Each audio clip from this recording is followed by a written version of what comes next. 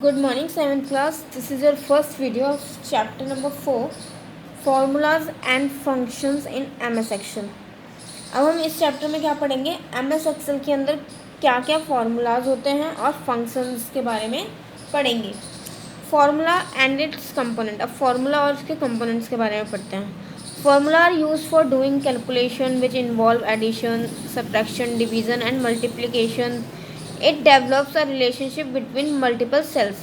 Formulas जो होता है वो किस लिए यूज़ किया जाता है, कैलकुलेशन करने के लिए, जैसे कि एडिशन हो गया, सब्ट्रैक्शन हो गया, डिवीज़न हो गया, मल्टीप्लिकेशन हो गया. इसके लिए हम फार्मूलाज का यूज़ करते हैं. और ये जो होता है वो एक रिलेशन क्रिएट करता है, एक रिलेशन बनाता है डिफरेंट दो मल्टीपल सेल्स के बीच में रिलेशन डेवलप करता है.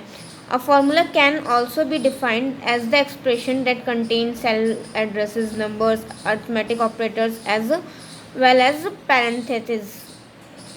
और जो फॉर्मूला होता है वो उसको हम ऐसे भी डिफाइन कर सकते हैं, जैसे कि जो क्या कंटेन करता है, सेल एड्रेस कंटेन करता है, नंबर्स, अरिथमेटिक ऑपरेटर्स को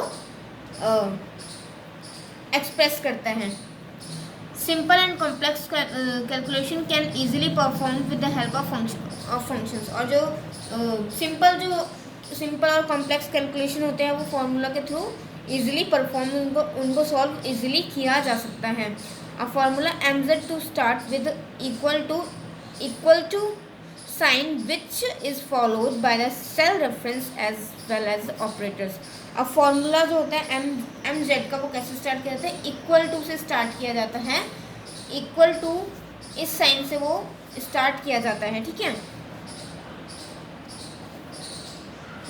और इसको हम ऑपरेटर्स भी कह सकते हैं. It can contain some or all of the following elements. और ये फॉलोइंग एलिमेंट्स कंटेन करते हैं. अब देखो, references they refer to the cell or range of cells which have to be used in the calculation. ये cell की range को cell की रेंज को रेफर करते हैं जो कि कैलकुलेशन में यूज़ की जाती है.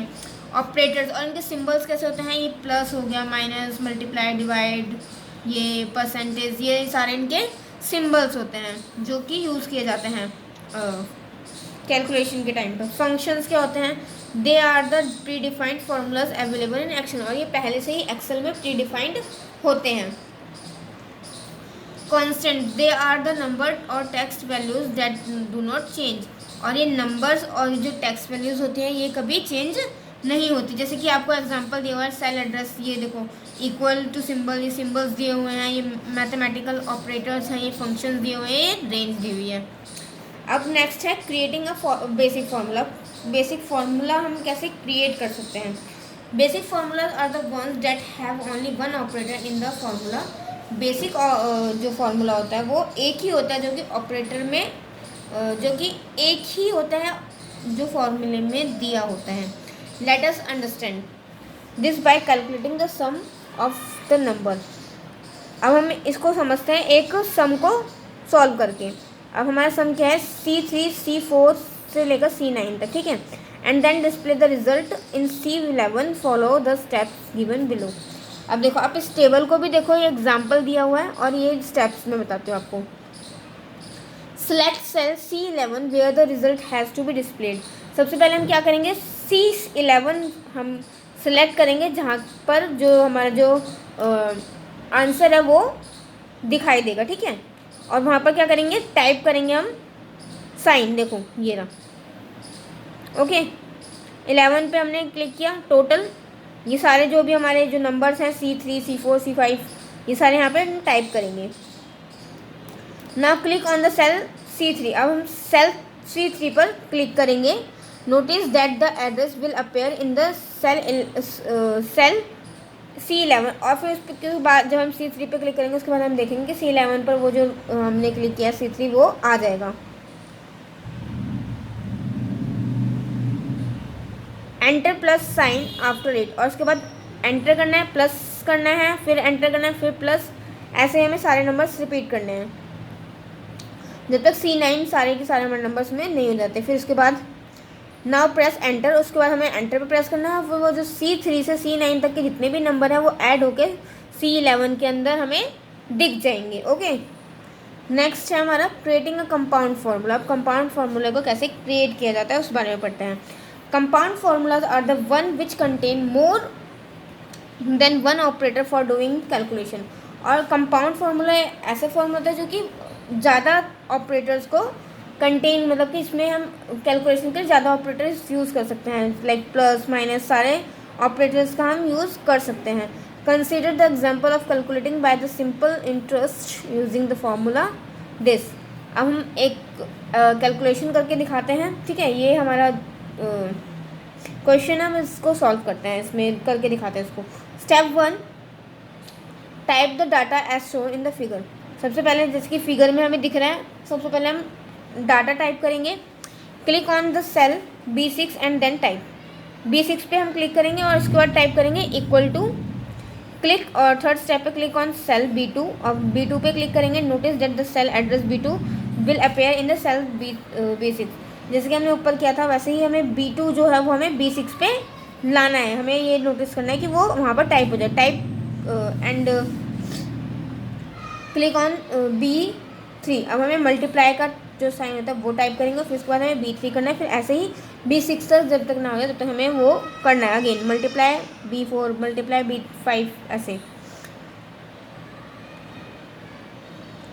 Now type / divide and 100 in the cell B6। हमें B6 पे क्या करना है, ऐसे ये डिवाइड का साइन डालना है और उसके बाद 100 प्रेस एंटर। फिर हमें एंटर प्रेस करना है, उसके बाद हमारा जो रिजल्ट होगा वो हमें B6 के बाद दिख जाएगा, ठीक है। Observe that the actual formula appears on the formula बार। और जो एक्चुअल हमारा जो फार्मूला होगा वो हमें फार्मूला बार पर दिख जाएगा। नेक्स्ट है हमारा टेक्स्ट फार्मूला।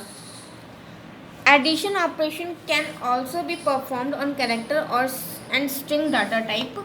एडिशन ऑपरेशन जो होता है वो हमारा कहाँ पर परफॉर्म करता है, वो कैरेक्टर्स और स्ट्रिंग डाटा टाइप पर, ठीक है। Other operation such as subtraction, multiplication, division etcetera can not be performed or this time. इस टाइप में क्या होता है, हम एडिशन, मल्टीप्लिकेशन, डिवीज़न इस डाटा टाइप पर परफॉर्म नहीं कर सकते। एम्परसेंड सिंबल, जैसे कि ये सिंबल हो गया एंड का, ये यूज़ करते हैं एडिशन के लिए और जॉइनिंग, और दो वैल्यूएबल्स को मिलाने के लिए, जिसको क्या कहा जाता है, कंसंट्रेशन। अब step 1, type 2 string values in cell A1 and B1। अब देखो जैसे कि आपको पिक्चर में दिख रहा होगा, और हमें क्या करना है, 2 स्ट्रिंग वैल्यू टाइप करनी है, एक सेल A1 में और एक B1 में। से गुड इन A1 में हमें क्या लिखना है, गुड, और B1 में हमें लिखना है morning. Then type the formula good and morning, और हमें फॉर्मूला टाइप करना है good and morning in cell C1 में हमें लिखना है ये ऐसे। उसके बाद टाइप करना है, फिर हमें प्रेस करना है एंटर, और हमारा जो C1 में क्या हमें दिखाई देगा, हमारा ये ऐसे करके ये जो गुड मॉर्निंग है वो बन जाएगा, ठीक है।